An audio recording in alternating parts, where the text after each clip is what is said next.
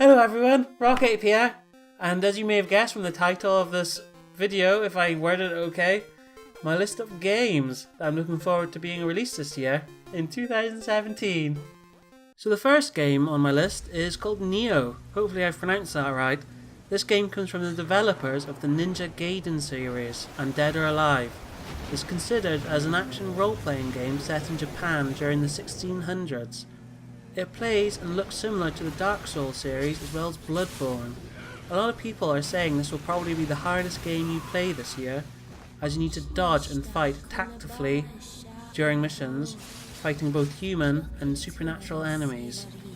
It's got similar dark and dreary style to Dark Souls graphic-wise, but with the Japanese samurai twist, it instantly makes it cool. I love this time period, so I'm definitely looking forward to how this one turns out. Neo will be released on PlayStation 4 exclusively in February 2017.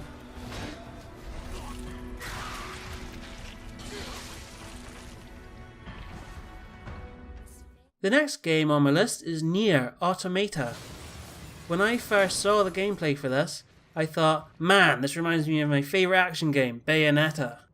Then I saw it was made by the same people, and it instantly put this on my list. Nier Automata is a hack and slash while trying to introduce its own unique gameplay ideas, much like the earlier Nier games. It looks very much like an anime, and the story itself will probably not hold much interest to me, but I just love the style of hack and slash games, and while the fighting does look kinda generic, the dodging abilities look great and satisfying to use, which can be unusual as most games just use a simple roll to dodge attacks. Once you watch the video you'll see what I mean. I also adore the robotic sidekick, who provides its own gunfire to each battle, and I look forward to how the boss battles play out. This game is coming out for the PlayStation 4 and Windows, and on PlayStation 4 it releases around March, but for Windows there's only a 2017 release date. This probably means the PC version will be another rubbish port, since I don't have much faith in ported games from Japanese devs. I'm looking at you, PC version of Dynasty Warrior games and Pro Evolution Soccer. The third game on my list is a little indie game called Visage. Visage? I don't know. This game's considered a spiritual successor of the PT demo, which came out in 2014 to a lot of praise. This is a horror game that is best played with headphones as it makes great use of its sound quality, with nice, realistic graphics of the inside of the house that you'll be playing in. This horror game looks like the scariest to me this year, and with plenty of jump scares, it looks like it'll play exactly like a horror film. The idea is that your character travels through this haunted house, learning new things each time you walk through a room about how the previous owners died brutally while an overarching story unfolds. This game is looking at a March 2017 release date for Windows, Xbox One and PlayStation 4.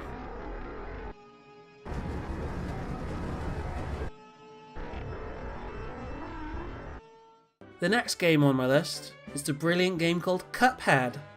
I've been looking forward to this game for the longest time on this list. It's on! This is a side-scrolling platform game. Think like Mario or games popular in the 90s such as Earthworm Jim. Why am I so interested in this game? It's all to do with the art style. It's some of the best I've seen in a long time. It's styled like an old Mickey Mouse cartoon, with each character looking both menacing and cute at the same time.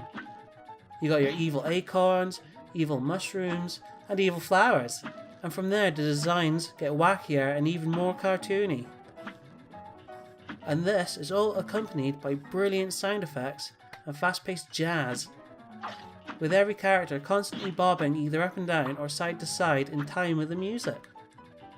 I'm super excited to hear that this is also going to include some co-op multiplayer as well. That makes this a must-have game for me this year.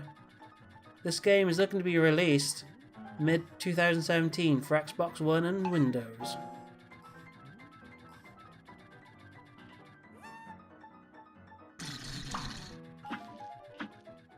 Probably the biggest game on this list is Mass Effect Andromeda. What can I say about this game? This is the next game in the Mass Effect universe. Not directly related to the previous trilogy, I'm expecting a fantastic storyline, interesting character interaction and dialogue, some fun gameplay where you can choose how you play, with hopefully new refreshing powers and weapons. You're playing a new antagonist with new companions, where you've been sent to a faraway galaxy to discover a new way of life away from the world-ending Reapers. Originally, you set off around the time of Mass Effect 2 before the big Reaper invasion, so you completely bypass the terrible endings of Mass Effect 3. You wake up 600 years later from cryosleep and voila! New storylines, new decisions. Andromeda is a BioWare game, so I'm expecting big things from the story point of view, with a lot of character building and plenty of choices that will impact on your game. This is the first Mass Effect game designed with the current generation of consoles in mind, and this game is going to come out in the first half of 2017 hopefully, for Windows, PlayStation 4 and Xbox One. The next game on my list is State of Decay 2. The original game was developed for Xbox Live back when it was mainly indie and arcadey style games. I'm looking forward to this, as I did spend a lot of time with the first. It's basically a zombie survival game where you build a community of survivors while scavenging around the map looking for things useful for the living. This is probably my favourite zombie game, and I've always wished that they'd add co-op multiplayer into the first, but they decided to hold it back to release it with the State of Decay 2. There will be 4-player co-op, which if the first game is anything to come by, will make this one of the best survival games we'll see in the last couple of years. I am a huge fan of co-op. It will basically swing my vote when buying a game, so I cannot wait to see what they do with this one. It's just looking at a 2017 release at the moment. They might choose around June, since that's when it was announced last year, and State of Decay 1 was released in June 2013, but it will be released on Windows and Xbox One, as it's a Microsoft published game. The last game that I'm really excited for is South Park Fractured But Whole. Not many games based on TV or movies do very well when it comes to gameplay, but South Park nailed it with A Stick of Truth in 2014. Fractured But Whole is a sequel I'm very much excited to play. It's made by a collaboration of developers at Ubisoft and South Park Digital Studios, so you're getting the real deal here. A storyline by the guys at South Park will make sure that this game feels like you're in an episode, or a movie even. I can't imagine what we'll get up to as a customizable protagonist. In previous game, the children are role-playing as fantasy characters similar to Dungeons & Dragons or Skyrim, and in this iteration, it's superheroes. I think the story will be funny, and they'll definitely add in pop culture references, and there's also bound to be some kind of controversial gameplay designed to be censored in different countries, if the first game is anything to go by. I also find the combat fun, and hope they expand on this aspect, though it may end up being completely different now that they're using superhero type characters instead of swords and shields. I'm also hoping for a lot of customization, as I do love costume and weapon choices. This game is only stated to be released in the first quarter of 2017 for Xbox One, PlayStation 4 and Windows. Not there either, stupid.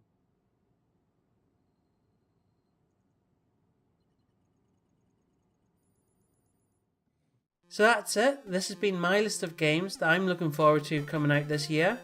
I want to add that I would have added Red Dead Redemption 2 to the list, as I do love the first game, but Rockstar are known to push back their release dates, and it's released for fall 2017, so I can imagine it coming out in 2018.